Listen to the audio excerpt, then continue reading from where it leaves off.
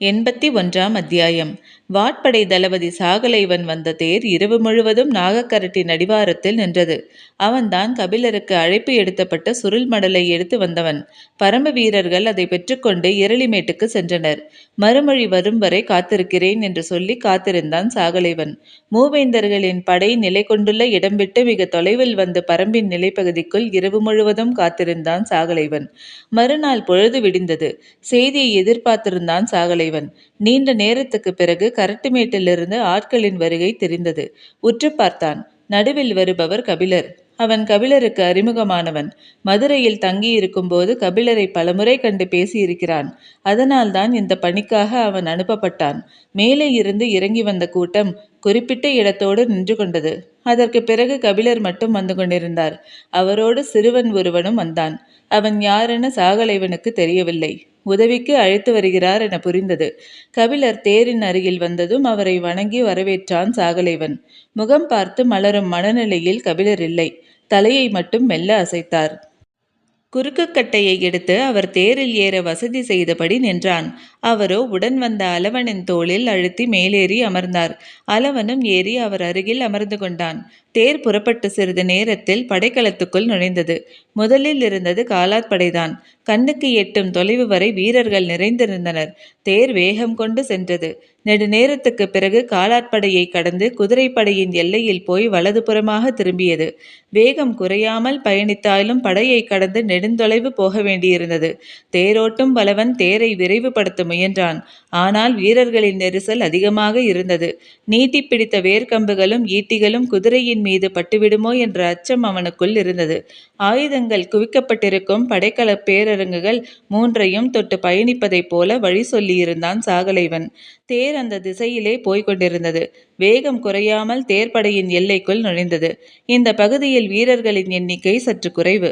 ஆனால் அங்குமிங்குமாக மரக்கட்டைகளும் குதிரைகளின் ஓட்டமுமாக இருந்தன. சற்றே கவனத்தோடு தேரை செலுத்தினான். அதைத் தொடர்ந்து சிற்றரசர்கள் தளபதிகள் தங்கியிருக்கும் பகுதி இருந்தது. அதை ஓரமாக சென்று கடக்க முயன்றான். தொலைவில் யாரையோ பார்த்த கபிலர் தேரை நிறுத்து என்றார். யாரை பார்த்துவிட்டு தேரை நிறுத்தச் சொல்கிறார் என புரியாமல் விழித்தான் சாகலைவன். தேர் நின்றது. குறிப்பறிந்து அலவன் கீழே இறங்கினான். அவன் தோல் பிடித்து இறங்கினார் கபிலர். சற்று தொலைவில் வால் பயிற்சியில் ஈடுபட்டிருந்த இருவர் தேரை விட்டு இறங்கும் மனிதர் யார் என உற்று பார்த்தனர். அடையாளம் கண்டறிந்த ஒருவன் தேர் விட்டு இறங்குவது பெரும்புலவர் கபிலர் என்று சத்தமிட்டு கூறியபடி வாளை விடுத்து ஓடோடி வந்தான். அவன் வரும் வேகம் கண்டு அலவன் சற்றே விலகி நின்றான். விரைந்து வந்து கபிலரின் கால் தொட்டு வணங்கினான். அவன் அருக நாட்டின் சிறுகுடி மன்னன் செம்பன். அவனை கண்டதும் கபிலரின் முகம் மலர்ந்தது. 1.5 ஆண்டுகளுக்கு முன் இவனது மாளிகையில் தேரல்லருந்தி மான்கறி சாப்பிட்டு கொண்டிருக்கும் போது பாரியை பற்றி பேச்சு வந்தது. அவனது வள்ளல் தன்மையை பற்றி செம்பன் சொன்னதை ஏற்காத கபிலர், நாளையே நான் புறப்பட்டு பரம்புமலைக்கு போகிறேன் என்று சொல்லி புறப்பட்டு போனார். அதன் பிறகு இன்றுதான் மலையை விட்டு இறங்கி சமவெளிக்கு வந்துள்ளார். யாரை பார்த்துவிட்டு பரம்பில் ஏறினேனோ அவனைத்தான் பரம்பு விட்டு இறங்கியதும் முதலில் பார்க்கிறேன் என்று சொல்லி அவனது தோள் தொட்டு மகிழ்ந்தார் கபிலர். சுற்றிலும் கூட்டம் கூடியது. அந்த பகுதியில் இருந்தவர்கள் எல்லாம் சிறுகுடி மன்னர்களும் தளபதிகளும் ஆவர். அனைவரும் கபிலரை அறிவார்கள். பேரரசர்கள் பணிந்து வணங்கும் பெரும்புலவன் நம்மோடு போர்க்களத்தில் நின்று உரையாடுகிறார் என்ற பெருமிதத்தோடு கூட்டம் கூடியது. ஆனாலும் அனைவரும் விலகியே நின்றனர்.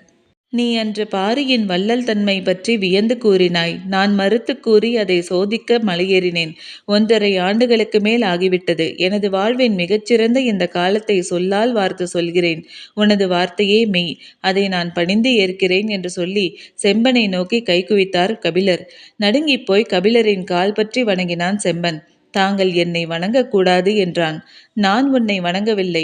நீ சொன்ன உண்மையை வணங்குகிறேன். அந்த உண்மைக்கு எதிராகவே இப்போது வாள் ஏந்த வந்துள்ளேன். பேரரசரின் ஆணை இது. என்னை மன்னியுங்கள் என்றான் சற்றே கலங்கிய குரலோடு. உண்மையில்லாத ஒன்றை நான் எப்போதும் மன்னிப்பதில்லை என்று சொல்லியபடி தேரில் ஏறினார் கபிலர். மற்றவர்களுக்கு என்ன நடக்கிறது என புரியவில்லை. குவித்த கையை விளக்காமல் அவரை பார்த்தபடியே நின்றான் செம்பன். தேர் ஏறிய கபிலர் அவனது கைகளை பார்த்து கொண்டே சொன்னார். இந்த கைகள் அன்று கரித்துண்டுகளை நிறைந்த குளிர்ச்சிப்பானையை என்னை நோக்கி தள்ள முடிந்திருந்தால் நாம் இந்நேரம் போர்க்களத்தில் சந்தித்திருக்க மாட்டோம் அல்லவா? கபிலரின் முகத்தில் இருந்த மெல்லிய சிரிப்பு செம்பனை கூனிக்குறுகச் செய்தது. தேர் புழுதி மேலெழும் வரை அவன் அசைவற்று நின்றான். நேரம் அதிகமாகிக் கொண்டிருந்ததால் தேரை விரைந்து செலுத்தச் சொன்னான் சாகலைவன். அவனது சொல்லுக்கு ஏற்ப தேரின் வேகம் கூடியது. படைகளை கடந்து மூஞ்சல் நகர் நோக்கி சென்றது தேர். தனித்துவமிக்க இந்த பகுதியை பார்த்ததும் பேரரசர்களின் கூடாரப் பகுதி என்பது புரிந்தது. மூஞ்சலுக்குள் தேர் நுழைந்ததும் வரவேற்க அமைச்சர்கள் நின்றிருந்தனர். அவர்கள் நின்ற இடம் வந்து தேர் நின்றது. அமைச்சர்கள் மூவரும் பெரும்புலவரை வணங்கி வரவேற்றனர். முசுகுந்தரின் முகம் அளவற்ற மகிழ்வில் இருந்தது. எத்தனையோ மாலை பொழுதுகளை வைகை கரையில் கபிலரோடு உரையாடி மகிழ்ந்தவர் அவர். நாகரை எனும் வளவன்காரியும் அவரின் கை தொட்டு வணங்கினர். அவர்கள் இருவருக்கும் கபிலரோடு உரையாடும் அளவுக்கு உறவு இல்லை. தேர் விட்டு இறங்கிய கபிலர் நடக்கத் தொடங்கினார். நினைவின் ஆழத்தில் இருந்த கடந்த காலம் மேலெழுந்து வந்து கொண்டிருந்தது. 3 பேரரசர்களுக்கும் தனக்குமான உறவின் வலிமை நினைவெங்கும் பிரிந்து விரிந்தது. கடந்த காலத்தின் முன் மனம் கூசி நடுங்கியது. ஆனால் இன்னும் சிறிது நேரத்தில் அந்த கடந்த காலத்துக்குள் தான் நுழையப் போகிறார். அங்கிருந்து வந்துள்ள மனிதர்கள் தான் அவருக்காக காத்திருக்கின்றனர். எனது புலமையை போற்றி கொண்டாடிய பேரரசர்களுக்கு எதிராக வந்து விழப்போகும் சொற்கள் என்னவாக இருக்கப் போகின்றன? அவை எனது வாழ்வின் முழுமையிலிருந்து விளைந்த சொற்களாக இருக்கப் போகின்றனவா, அல்லது பரம்பிலிருந்து மட்டும் விளைந்த சொற்களாக இருக்கப் போகின்றனவா? சொல் நிலத்திலிருந்து எழுவதில்லை, மனதிலிருந்து தான் எழுகிறது. மனம் உண்மையோடு கரைகிற போது சொல் தன்னியல்பில் முளைத்து மேலெழுகிறது. உண்மைகள் விளைய வைக்கும் சொற்களை பற்றி நாம் ஏன் முன்கூட்டியே சிந்திக்க வேண்டும் என்று கருதியபடி கூடாரத்துக்குள் நுழைந்தார் கபிலர். குலசேகர பாண்டியன் இருக்கை விட்டு எழுந்து வந்து பெருமகிழ்வோடு வரவேற்றார். செங்கன சோழனும் முதியஞ்சேரலும் புதிய விற்பனும் வணங்கி வரவேற்றனர். சோழவேலன் அனைத்து மகிழ்ந்தான். கூடாரத்தின் இடது ஓரம் இருந்த சிறு மேடையில் 4 அமர்ந்து யாழ் மீட்டி பாடிக்கொண்டிருந்தனர். கபிலர் உள் நுழைந்ததும் பாடலை நிறுத்தி எழுந்தனர். மீட்டிய யாழையும் பிற இசைக்கருவிகளையும் வைத்துவிட்டு வெளியேறினர். அவர்கள் பாடிய வேந்தே கான் எனும் கபிலரின் பாடலை முணுமுணுத்தபடி அவரை இருக்கையில் அமர வைத்து தானும் இருக்கையில் அமர்ந்தார் குலசேகர பாண்டியன். நீங்கள் இந்த பாடலை எழுதிய அன்று நமக்குள் நிகழ்ந்த உரையாடல் நினைவிருக்கிறதா என்று பேச்சை இயல்பாக தொடங்கினார் குலசேகர பாண்டியன். நன்றாக நினைவிருக்கிறது என்றார் கபிலர். மனிதர்களை கையாள்வதில் குலசேகர பாண்டியனுக்கு இருக்கும் அனுபவம் இணையற்றது என்று எப்போதும் கருதுவார் முசுகுந்தர். இப்போதும் அதையே நினைத்து கொண்டார். எதிரிக்கு தோழனாக கருதப்பட்ட பெரும்புலவரை இவ்வளவு இயல்பாக உரையாடலுக்குள்ளே இழுத்து கொண்ட அவரின் ஆற்றல் வியப்பே தந்தது. வேந்தனின் செங்கோன்மையை இதைவிட சிறப்பாய் இன்னொரு புலவன் சொல்லிவிட முடியாது என்று நான் சொன்னபோது அன்று நீங்கள் மறுத்தீர்கள் அல்லவா என்றார் குலசேகர பாண்டியன். ஆம் என்றார் கபிலர். இன்று வரை இதற்கு இணையான பாடலை வேறு யாரும் எழுதிவிடவில்லை. யாரும் எழுதிவிடாததாலேயே இது சிறந்த பாடலாகிவிடுமா என கேட்டார் கபிலர். இன்றைக்கும் இதுதான் சிறந்த பாடல். இல்லை, பிழையான பாடல். அதிர்ந்தார் குலசேகர பாண்டியன். பெரும்புலவர் கபிலர் பிழையான பாடல் எழுதினாரா என கேட்டார். நான் பாடல் எழுதினேன், காலம் அதை பிழையென ஆக்கியுள்ளது. எதை பிழையென சொல்கிறீர்? செங்கோன்மைக்கு நான் சொன்ன உவமை பிழையென கருதுகிறேன். அவையில் அமைதி நீடித்தது. மற்றவர்களுக்கு அந்த பாடல் எது என தெரியாததால் பேச்சில் பங்கெடுக்கவில்லை. முசுகுந்தருக்கு அந்த பாடல் நன்கு தெரியும். இந்த பேச்சு எதை நோக்கிப் போகிறது என்பதை உணரத் தொடங்கினார். கபிலர் தொடர்ந்தார். அரசன் அறத்தை நிலைநாட்ட தண்டத்தை பயன்படுத்துவது பயிருக்குள் இருக்கும் கலையை அகற்றுவது போன்றது என்று குறிப்பிட்டுள்ளேன் அல்லவா? அதைத்தான் சொல்கிறேன் என்றார். அது முற்றிலும் சரியான கருத்துதானே. அதில் என்ன பிழையுள்ளது? அரசு அறத்தை நிலைநாட்ட தண்டத்தினை கொண்டு கலையை பறிக்கலாம். ஆனால் பயிரை பறிப்பது எந்த வகை அறம்? அரச நெறியின் பெயரால் நிகழ்த்தப்படும் செயல்கள் அனைத்தும் செங்கோன்மைக்கு பெருமை சேர்ப்பதாகாது. கபிலர் சொல்ல வருவது என்னவென்று எல்லோருக்கும் புரிந்தது.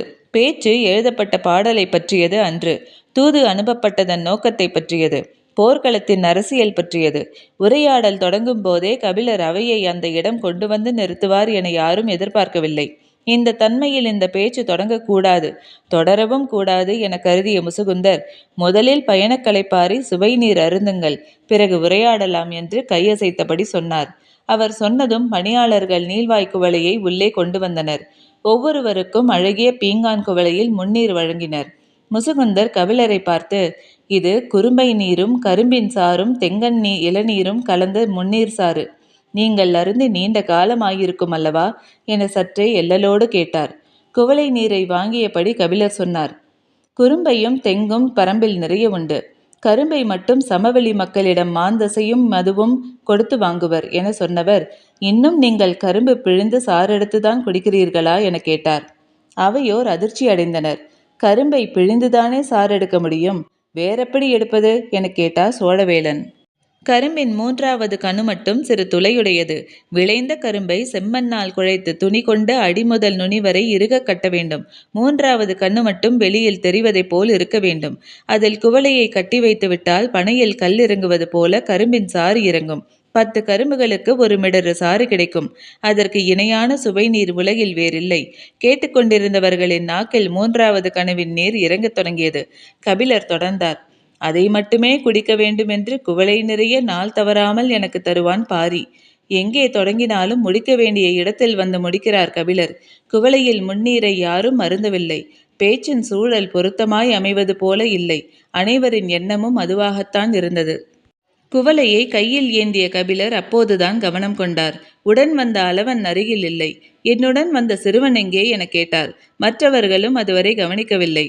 கூடாரத்துக்கு வெளியே பணியாளர்கள் அங்குமிங்குமாக தேடினர். மூஞ்சலின் ஒரு மூலையிலிருந்து நடந்து வந்து கொண்டிருந்தான் அளவன். பணியாளர்கள் அவனை அழைத்து கொண்டு வந்தனர். கூடாரத்துக்குள் நுழைந்து கபிலரின் அருகே அமர்ந்தான். அவனுக்கும் குவளையில் முன்னீர் தரப்பட்டது. அதுவரை உதியஞ்சேரலின் அருகே இருந்த குரங்கு குட்டி திடீரென்ற பல்லை இழித்து கீரென்ன ஓசை எழுப்ப தொடங்கியது. என்ன ஓசை எழுப்புகிறது என மற்றவர்கள் பார்க்கும் போதே அந்த இடத்தில் மலம் கழித்தது. என்ன செய்கிறது என பார்த்தறியும் முன்னரே அது நிலைகுலைந்து கத்தவும் குதிக்கவும் தொடங்கியது. சேரனின் பணியாளர்கள் உடனே வந்து அதை பிடிக்க முயன்றனர். அதன் செயல் கண்டு பதற்றத்தோடு உதியஞ்சேரல் கத்தினான். குவளையில் இருக்கும் முன்னீரை அருந்தாதீர்கள், அதில் நஞ்சு கலக்கப்பட்டிருக்கிறது. குலசேகர பாண்டியன் மிரண்டு எழுந்தான். ஏந்திய குவளையை சட்டென விடுத்தான் சோழவேளன். செங்கன சோழனும் புதிய வெப்பனும் அதிர்ந்தனர். முசுகுந்தன் நடுங்கிப் போனார். யாருக்கு எதிரான சதி இது? யாருக்கும் ஒன்றும் புரியவில்லை. மூவேந்தர்களும் ஒருவருக்கு ஒருவர் வீசிய பார்வையில் எழுப்பப்பட்ட நம்பிக்கை நொறுங்கிக் கொண்டிருந்தது. கபிலர் ஏந்திய குவளையோடு அப்படியே இருந்தார். அருகில் இருந்த அளவன் அவரின் காதோடு சொன்னான். அது என்னை கண்டுதான் மிரண்டு கத்துகிறது. குவளை நீரில் நஞ்சேதும் இல்லை. குலசேகர பாண்டியனின் மேலெல்லாம் வியர்த்து கொட்டியது. சுவை நீரில் நஞ்சிருக்கிறதா என்று சோதியுங்கள், சமையலாளர்களை சிறையிடுங்கள் என்றார். மிச்சம் இருந்த குவளை நீர் பணியாளர்களை கை நடுங்க வந்து வாங்கினர். கபிலர் சொன்னார், இதில் நஞ்சேதும் இருப்பது போல் தெரியவில்லையே. வேண்டாம் பெரும்புலவரே என்று சொன்ன குலசேகர பாண்டியன் அவையை பார்த்து சொன்னான், முன்னீர் நஞ்சு கலக்கப்பட்டுள்ளதா என்று சோதித்தறிந்த பிறகு பேச்சை தொடரலாம். அவை அமைதி காத்தது. கபிலரையும் அளவனையும் சற்று நேரம் ஓய்வெடுக்க கூடாரத்துக்கு அழைத்துச் சென்றார் முசுகுந்தர். நீண்ட சோதனைக்கு பிறகு மூவேந்தர்களின் தலைமை மருத்துவர்கள் உள்ளே நுழைந்தனர். பார்ப்போற்றும் வேந்தர்களை வணங்குகிறோம். சுவை நீரில் நஞ்சேதும் இல்லை. நன்றாக சோதித்தீர்களா? முழுமையாக சோதித்து விட்டோம். அப்படியென்றால் நீங்கள் மூவரும் முதலில் அருந்துங்கள் என்றார் சோழவேளன். மூவரும் குவளை நீரை அருந்தினர். குவளையை கீழே வைக்கும் வரை வேந்தர்களின் கண்கள் அவர்களை விட்டு விலகவில்லை. அருந்திய மருத்துவர்களின் கண்களில் சிறு அச்சம் கூட இல்லை. அவர்கள் குவளையை கீழே வைக்க கணத்தில் உதியஞ்சேரல் கத்தினான், அந்த குரங்கை கொன்றுவிடுங்கள். சற்று இடைவெளிக்கு பிறகு ஓய்வறையில் இருந்த கபிலரை அழைத்து வரச் சொன்னார்கள். நஞ்சு, அச்சம், சதி, விசாரணை, கொலை என சிறிது நேரத்தில் அனைத்தும் நிகழ்ந்து முடிந்த ஓர் அவைக்குள் கபிலர் மீண்டும் நுழைந்தார். யார் முகத்திலும் இயல்பும் மகிழ்வும் இல்லை. பாரியின் தரப்பில் நின்று வேந்தர்களுக்கு எதிராக வெளிப்படையாக சொல்லேந்துவார் கபிலர் என யாரும் எதிர்பார்க்கவில்லை. அதிகாரத்தின் மீதிருந்த வெளிவரும் நேரடியாக அரசியல் பேச்சு தொடங்கியது. இப்பெரும் போரால் பாரியும் பரம்பும் அழிவதை தவிர்க்கவே நாங்கள் விரும்புகிறோம். அதற்காகத்தான் உங்களை அழைத்தோம் என்றார் குலசேகர பாண்டியன். அருகில் இருந்த அளவனை பார்த்து, நீ வெளியில் போ என்றார் கபிலர். அவன் வெளியேறினான். நான் என்ன செய்ய வேண்டும் என்று கருதுகிறீர்கள் என கேட்டார் கபிலர். பாரியை சமாதானப்படுத்தி பேரரசர்களோடு இணங்கி போக சொல்லுங்கள் என்றார் முசுகுந்தர். போருக்கு ஆயத்தமாக இருக்கும் ஒருவனைத்தானே சமாதானமாக போகச் சொல்ல முடியும். பாரிதான் போருக்கே ஆயத்தமாகவில்லையே, பிறகு எப்படி அவனை சமாதானமாக போகச் சொல்வது? பெரும்புலவர் பொய் பேச துணிந்துவிட்டீர். எதிர்மலையில் நாள்தோறும் எண்ணற்ற வீரர்களை குவித்து கொண்டிருக்கிறான். அவனையா போருக்கு ஆயத்தமாகவில்லை என்று சொல்கிறீர்கள்? அவனது மண்ணை காக்க அவனது எல்லைக்குள் வீரர்களை சேர்க்கிறான். அதுவா போருக்கான ஏற்பாடு? எல்லையை காப்பதற்கும் எல்லைக்குள் இருந்து தாக்குதலை ஆக்குவதற்கும் நிறைய வேறுபாடு உண்டு. நீங்கள் அதை அறியாதவர் அல்லர். ஆனால் அவன் எங்களையும் எமது படையையும் அறியாதவனாக இருக்கிறான். அதை அவனுக்கு உணர்த்தவே உங்களை அழைத்தோம் என்றார் சோழவேலன். நீங்கள் தேரில் ஏறிய கணமிருந்து இந்த இடம் வந்தவரை 2 பொழுதுகள் ஆனதல்லவா? அதே வேகத்தில் தேரை ஓட்டினால் எமது படை நிற்கும் பரப்பளவு முழுவதும் பார்த்தறிய 3 நாட்களாகும். இந்த பெரும் படையோடு மோத நினைக்கும் மூடத்தனத்தை அவன் செய்ய வேண்டாம் என நீங்கள் அவனுக்கு எடுத்துரைக்க வேண்டும் என்றார் குலசேகர பாண்டியன். நாகக்கரட்டின் மேலிருந்து பார்த்தால் படையின் சரிபாதி தெரிகிறது. அதுவே இரளிமேட்டிலிருந்து பார்த்தால் ஒரே பார்வையில் மொத்த படையும் முழுமையாக பார்த்துவிட முடிகிறது. அவ்வளவுதான் இந்த படையின் அளவு. ஆனாலும் பாரி போரிட வேண்டாம் என்றுதான் முடிவு செய்துள்ளான் என்றார் கபிலர். இந்த பெரும்படையை பார்த்தால் எந்த சிறுகுடி மன்னனும் போரிட வேண்டாம் என்றுதான் முடிவு செய்வான். அதை தவிர அவனுக்கு வேறு வழி என்ன இருக்கிறது என கேட்டான் முதியஞ்சேரல். வார்த்தைகள் உரசிக்கொள்ள தொடங்கின. கபிலரை காயப்படுத்திவிடக் கூடாது என்ற கவனம் மெல்ல மெல்ல குறைந்து கொண்டிருந்தது. முதியஞ்சேரல் வயதால் மிக சிறியவன். பலமுறை தோல்வியடைந்ததால் தீரா வலியோடு இருப்பவன். அவனை அனைத்தும் வார்த்தைகளை வெளிப்பட்டு கொண்டிருந்தன. மூவேந்தர்களோடு இணங்கி போதல்தான் பாரிக்கு நல்லது. எண்ணற்ற சிறுகுடி மன்னர்களைப் போல அவனும் தனது நிலத்தை சிறப்பாக ஆளலாம் என்றார் முசுகுந்தர். இல்லையென்றால் போர்க்களத்தில் அவனது குடலை கழுகுகள் ஏந்தி பறக்கும் நாள் விரைவில் வரும் என்றார் சோழவேலன். கூர்முனை கொண்ட வார்த்தைகள் அடியாழம் வரை இறங்கின. கபிலர் சற்றே அமைதி கொண்டார். அவை முழுவதும் அமைதி நீடித்தது.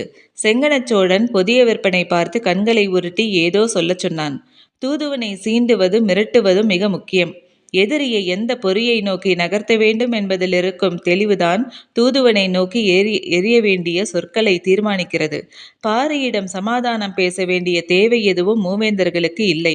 திசைவேடரின் வாக்கை ஏற்றதாக இருக்க வேண்டும் என்பதால் இது நடக்கிறது. இந்த படையெடுப்புக்கு வேந்தர்கள் மூவருக்கும் தனித்தனியான காரணங்கள் உண்டு. பொதுவான காரணம் பாரியின் புகழ். அது இவர்கள் ஆழ்மனதை நிம்மதியிழக்கச் செய்துள்ளது. அவனது பெயர் அவமானத்தை நினைவூட்டுவதாக இருக்கிறது. அவனது அழிவு மட்டுமே இதற்கு முடிவு காணக்கூடியது. அதற்காக போர்க்களம் நோக்கி குறிவைத்து இழுத்து பேச்சுவார்த்தையை பயன்படுத்துதல் என்பதுதான் இவர்களது எண்ணம். பேச வேண்டிய பற்றி கண்களால் குறிப்பு சொன்னதும் புதிய விற்பன் கூறினான். பெரும் புலவரை வணங்குகிறேன். பேரரசர்கள் வீற்றிருக்கும் அவையில் இளவரசன் பேசுதல் முறையென்று. ஆனாலும் எனது கருத்தை தெரிவிக்க விழைகிறேன். பாரியின் முன்னால் இருப்பன 2 விழிகள்தான். என்னவென்று கபிலர் கேட்பார் என கருதியது அவை. அவரோ அமைதியாக அவனையே பார்த்து கொண்டிருந்தார். கேள்வி எழாததைக் கண்டு கொள்ளாததைப் போல பேச்சை தொடர்ந்தான். மூவேந்தர்களில் யாரேனும் ஒருவருக்கு பாரி தன் மகளை மணமுடித்து கொடுத்து மனவுறவு காண்பது அல்லது மூவேந்தர்களோடு போரிட்டு மாய்வது, இவை 2இல் எது சரியான வழி என உங்கள் நண்பனுக்கு நீங்கள் அறிவுரை வழங்குங்கள். கொந்தளிக்கும் தனது எண்ணங்கள் எதுவும் முகத்தில் தெரிந்துவிடக்கூடாது என பெருமுயற்சி செய்தார் கபிலர். ஆனாலும் மற்றவர்களால் கண்டறிய முடிந்தது. இதுதான் தகுந்த நேரம் என்று நினைத்த சோழவேலன் சொன்னான். போரில் அவன் அழிவான்.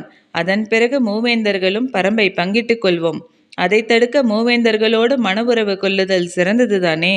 இயற்கையின் தன்னியல்பில் பற்றிய படரும் கொடி போல மனித காதல் செழித்து கிடக்கும் ஆதி நிலம் குறிஞ்சி. குறிஞ்சியின் குலசமூகம் நோக்கி மனவுறவை அரசியல் நடவடிக்கை என்னும் வல்லாயுதமாக மாற்றி வீசி எறிந்த போது கபிலரின் உடல் நடுங்கியது. மறுசொல்லின்றி அமர்ந்திருந்தார். அமைதி நீடித்தது. சற்று நேரத்துக்கு பிறகு கொந்தளித்த உணர்வுகளை ஒருமுகப்படுத்தி பேசத் தொடங்கினார். உங்கள் மூவருக்கும் பரம்பின் மலைகள் வேண்டும், அவ்வளவுதானே? நேரடியாக இப்படி கேட்கிறாரே என்று குலசேகர பாண்டியன் எண்ணிக்கொண்டிருந்த போது சற்றே உயர்த்திய குரலில் சோழவேலன் சொன்னான். ஆமாம். அதோ அந்த மேடையில் இருக்கும் 2 யாழ்களையும் 2 கையில் எடுத்துக்கொள்ளுங்கள். 2 பெண்களை அழைத்து கால் சலங்கைகளை கட்டிக்கொள்ள சொல்லுங்கள். அனைவரும் உடன் வாருங்கள். நான் பாடுகிறேன். பாட்டிசைத்தபடி பரம்பேறிய குழுக்கள் கேட்பதை இல்லை என சொல்லும் வழக்கம் பாரியிடம் இல்லை.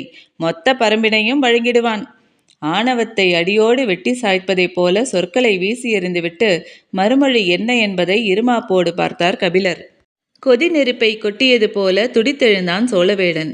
நிலைமை வேறு விதமாக ஆகிவிடக் கூடாது என கருதிய குலசேகர பாண்டியன் சட்டென சொன்னார். நட்பால் நா பிழறுகிறது. உமது சொற்கள் பற்றி எரியும் பரம்பினை பாட அதிக நாள் இல்லை கபிலரே. இருக்கை விட்டு எழுந்தார் கபிலர். நெருப்பில் எரிந்தாலும் மீண்டும் முளைக்கும் மாற்றல் கொண்டது பனம்பழம் மட்டும்தான். பனையை குலச்சின்னமாக கொண்டவன் வேல்பாரி. நெருப்பாலும் அழிக்க முடியாத அவனை பாடுதல் என் தமிழுக்கு அழகு. சொல்லியபடி வணங்கி அவை நீங்கினார் கபிலர். இத்துடன் அத்தியாயம் முடிவடைந்தது. நன்றி.